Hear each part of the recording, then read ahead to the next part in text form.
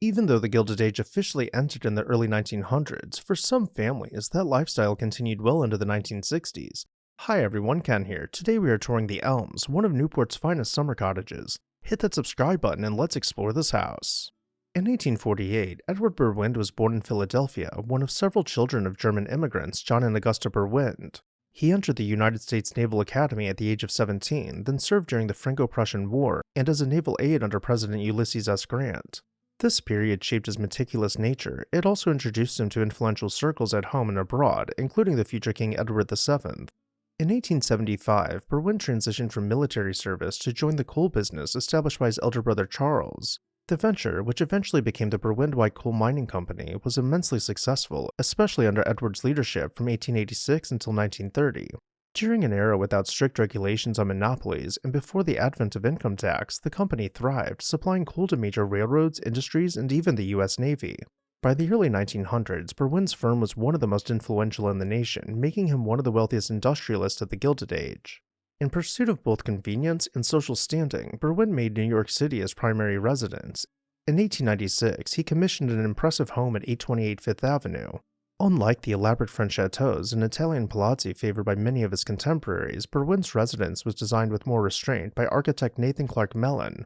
The interior was no less opulent, decorated by Jules Allard & Son. It showcased French-inspired detailing, soaring ceilings, and grand reception rooms that occupied the first two floors.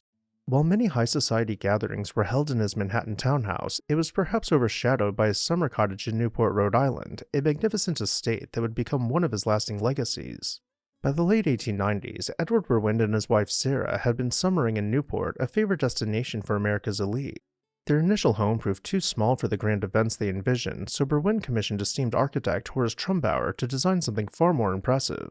Completed in 1901, the Elms took inspiration from Château d'Ancière, an 18th century French chateau which we can clearly see the resemblance of when viewing this photo. Constructed at a cost of roughly $1.5 million, the modern equivalent of over $56 million, the mansion was emblematic of the Gilded Age's grandeur, reinforced with a steel frame and wrapped in limestone, not only for longevity, but also to prevent against fires. The family also embraced other emerging technology, being among the very first homes in the United States to rely solely on electricity. As for the architecture, the facade was adorned with some truly incredible artisan touches, including statuary and dazzling relief work. Even the garages and stables were finished out in the same styling, becoming beaux-arts wonders in their own right. Usually we wait until the end to find out the fate of the mansion, but I'll let you in on that part right now. It is still standing, so heading forward, we'll see a mix of old and new photos to really gain a sense of how the estate has held up over the years. The grounds were designed to be fitting of such a grand work of architecture, with formal gardens guiding the eye past expansive lawns. Here we see tea houses and gazebos terraced above the lawn, and from another angle we find them behind a massive fountain surrounded by stone balustrade. Now had we started our tour from the street, we would have had a very different experience exploring the estate. The drive carries us along the street-facing facade, which is perhaps more restrained than the back of the house. This is where we'll find the main entrance, centered below the portico. Above the front door, we find incredibly intricate limestone relief work, perhaps a sample of what we'll find ahead. Inside, the layout featured a grand staircase, a spacious ballroom, and private living quarters. We'll enter the mansion near the top, where it is labeled Stair Hall. As we step inside, the grand, bifurcated staircase wraps up and around us. We'll take a few steps up and pass below the archway. This brings us to the gallery, clad in various types of marble with a series of concentric arches spanning from one side of the mansion to the other. Turning back, we see the front door below the grand staircase where we just entered the house. Facing the stair hall and across the gallery, we slide back pocket doors to reveal the largest room on the first floor, the ballroom. Finished out with herringbone wood floors and elaborate plasterwork, the ballroom appears almost exactly as it did over 100 years ago. On one side, this connects to the dining room, clad floor-to-ceiling in rich woodwork broken up by murals and framed artwork. Once again, it is almost as if the time stood still, with only a few changes in the furnishings. Though when the Berwinds were not entertaining, they most likely would have dined in the breakfast room, which is just off the dining room. While it was great seeing the original furniture in the last picture, nothing really compares to seeing the finishes in full color.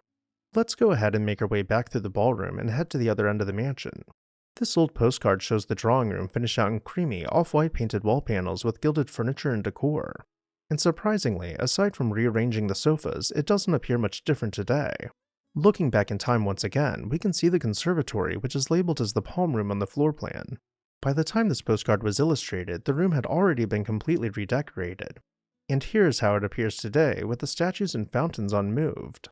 The last stop we'll make on this floor is the library, though it isn't the last public room in the house. To see more, let's make our way back down the gallery towards the grand staircase. Heading up to the second floor, we get an up-close look at some of the tiniest and most delicate artisan details, from the plasterwork to the metalwork. And up at the landing, we can look back to appreciate how this has aged gracefully over time. Before we continue on, let's take a quick look at the floor plan to orient ourselves, noting that we will be heading into the room opposite the stair hall. This is the sitting room, which is directly above the ballroom on the first floor. In this room is where we can imagine the family gathering for more casual conversations, or just essentially to hang out. Let's continue on to Mrs. Berwind's bedroom, which is by far the most luxurious. Not only did she have a full bathroom equipped with the latest hygiene and beauty gadgets, she also had an electric call box to order staff to her room. And speaking of staff, nearly the entire third floor was devoted to their quarters. Edward Berwind passed away in 1936 at the age of 88. His formidable fortune and properties were largely entrusted to his younger sister, Julia. By the time she passed in 1961 at the age of 96, the Elms stood as one of the last Newport mansions operated in the Gilded Age style, retaining a full staff. In the early 1960s, the estate briefly faced the threat of demolition. Fortunately, the Preservation Society of Newport County purchased the Elms in 1962, averting its destruction. Since then, the mansion has been open to the public. And with that, I'll turn it over to you. Did you have a favorite room, or perhaps something else stuck out to you? Either way, let me know down below in the comments section. And while you're there, make sure you're subscribed so you never miss an exciting episode of This House.